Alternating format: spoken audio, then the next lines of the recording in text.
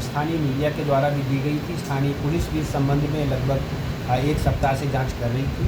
इसके संबंध में कल हम लोगों को NHRC की तरफ से भी उच्च पत्र प्राप्त हुआ था और समस्तीपुर पुलिस में स्थानीय जो पुलिस है एक विशेष टीम का उसके द्वारा गठन किया गया, जिसमें DSP साइबर साहब यहाँ पर हैं, सचिव उपस्थित हैं।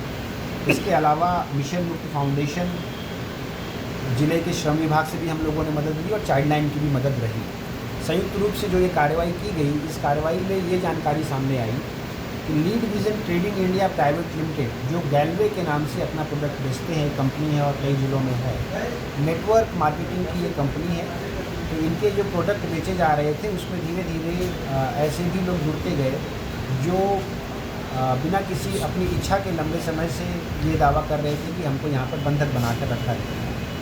हम लोगों ने अपनी टीम भेजी, 100 से अधिक लोगों को वहाँ से हम लोगों ने निकाला और उसका सत्यापन करना प्रारंभ किया। जो सत्यापन अभी तक हुआ है उस सत्यापन के क्रम में कुल 39 जो है नाबालिग लोग हम लोगों को मिले हैं, जिसमें से 10 पुरुष सदस्य हैं नाबालिग में से और 29 बच्चियां हैं, महिला हैं नाबालिग। इसमें सबसे मुख्य बात ये है कि जो लड़के हैं उसमें से असम और वेस्ट बंगाल, इन जगहों से भी हम लोगों के पास सदस्य हैं और जो बच्चियां और कुछ बच्चे असम से हैं उनकी तरफ से ही जो शिकायत थी, जो NHRC की तरफ से हम लोगों को आई और जिसमें मिशन मुक्ति फाउंडेशन ने हम लोगों की मदद भी की। ये पूरे कार्यक्रम में और इस पूरी जो कार्रवाई कल से हुई है उसमें अभी हम लोगों का फोकस इन चीज़ों पर ही है कि जो ये नेटवर्क मार्केटिंग का मॉडल था, इसमें कैसे इन बच्चों का विशेष तौर पर और जो और शिकायतकर्ता जो शिकायतें हम लोगों के सामने आ रही हैं, इसमें कुछ लोगों को रॉन्गफुली कन्फाइन किया गया है, पिछले कई महीनों से पैसे का भुगतान भी नहीं किया गया है, चाइल्ड लेबर की बात भी इनमें सामने आ रही है और इनमें से कुछ लोग जो पिछले 1-2 माह में यहाँ पर आए वो वापस जाना चाहते थे, बट प्रशिक्षण के नाम पर, किसी विशेष प्रकार की ट्रेनिंग के नाम पर उनको वापस नहीं जाने दिया जा रहा था। ये बात भी सामने आई है कि जो नए लोग आते हैं उनको प्रशिक्षण के नाम पर 1-2 महीने बाहरी पब्लिक से या घर वालों से विशेष रूप से संपर्क नहीं करने दिया जाता है। हम इन सभी संभव बिंदुओं पर अनुसंधान कर रहे हैं और जो लोग वहाँ से रेस्क्यू हुए हैं, जिसमें 39 ये माइनर्स हैं और अप्रॉक्सीमेटली 15 से 20 बालिग लोग हैं जो अपनी शिकायतें दर्ज करा रहे हैं, उन सभी शिकायतों की जो संयुक्त टीम है ये जांच कर रही है।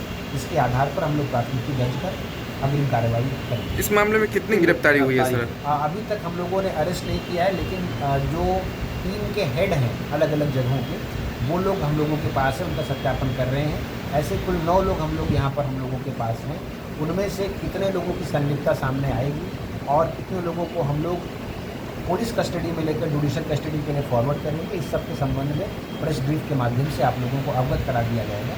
जैसा कि मैंने आपको बताया कि 100 से अधिक लोगों का सत्यापन किया जा रहा है। So it's a long process. एक बार सत्यापन हो जाए, प्राथमिकी दर्ज हो जाए, उसके बाद जिन लोगों की गिरफ्तारी होगी उसके बारे में हम लोग आप लोगों को अवगत कराएंगे।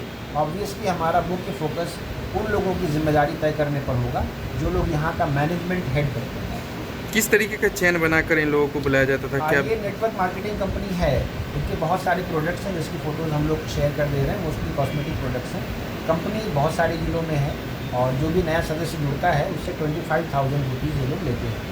अलग अलग तरह के प्रचार और प्रसार के माध्यम में अलग अलग तरह के प्रशिक्षण है, लेकिन मुख्य बात यही है कि नए सदस्य से 25,000 रुपये लिए जाते हैं और वो जो सबसे पुराना सदस्य है और जो सबसे नया सदस्य है उनके बीच उसी रेशियो में डिस्ट्रीब्यूट होता है। जो नए सदस्य जुड़ रहे हैं ऑब्वियसली उनको बहुत कम राशि मिल रही है या नहीं के बराबर राशि मिल रही है, इसलिए इस प्रकार की शिकायतें सामने आ रही हैं। और जो इनके प्रोडक्ट्स हैं, ये कंपनी ओरिजिनल रजिस्टर्ड कंपनी ही है अथवा नहीं है, इनके प्रोडक्ट्स ओरिजिनल रजिस्टर्ड कंपनी के प्रोडक्ट हैं या डुप्लीकेट प्रोडक्ट हैं, ये कोई स्थानीय जो है इन लोगों ने अपना मैनेजमेंट कायम किया है अथवा कुछ और बिंदु हैं, ये सभी चीज़ें हम लोगों के सामने अग्रिम इन्वेस्टिगेशन के बाद ही स्पष्ट होगा। प्रोडक्ट भी सर कुछ सीज किया गया है क्या? प्रोडक्ट्स भी हैं, उसकी फ़ोटोज़ हम लोग आप लोगों को अवेलेबल कराएंगे। मोस्टली कॉस्मेटिक प्रोडक्ट्स हैं। It's a well registered company है, बहुत सारे जिलों में इसके प्रोडक्ट भी आपको मार्केट में देखने को मिल जाएंगे। ब्रांच को सील करने की प्रक्रिया भी चलेगी क्या? अभी हम लोग जो इन लोगों के मुख्य ऑफिसेज वगैरह हैं इनकी जाँच कर रहे हैं, अगर आवश्यकता पड़ेगी तो हम लोग सील करेंगे। बट अभी हम लोगों के पास इसी थाना परिसर में आप लोग देख रहे हैं कि जो 100 से अधिक लोग हैं उन लोगों का सत्यापन, FIR रजिस्ट्रेशन और उनका बयान करवाने की कार्रवाई प्राथमिकता के आधार पर की है। कंपनी के अगेंस्ट भी कुछ कार्रवाई? अब ये तो हम लोगों की जांच के आधार पर ही हम लोग बता पाएंगे। इन नाबालिग लोगों को रखने के लिए या इनको इस प्रकार से रखने के लिए जिससे ये शिकायतें सामने आई हैं, ये लोकल मैनेजमेंट का डिसीजन है या इसमें और लोग भी इन्वॉल्व हैं, उसके आधार पर आगे कार्रवाई। क्या इसका और ब्रांच है कहीं और बंधक बनने की? जैसा मैंने आपको बताया कि इस ज़िले के अंतर्गत अभी हम लोग को कई सूचना नहीं है, लेकिन अन्य ज़िलों में भी इनकी ब्रांचेज़ हैं, अन्य ज़िलों में ये कंपनीज़ हैं, वहाँ इस प्रकार की शिकायतें सामने आएँ तो वहाँ पर भी कार्रवाई हो, इसलिए हम लोगों ने जो हम लोगों के वरीय पदाधिकारी हैं उनको भी अवगत कराया। Thank you.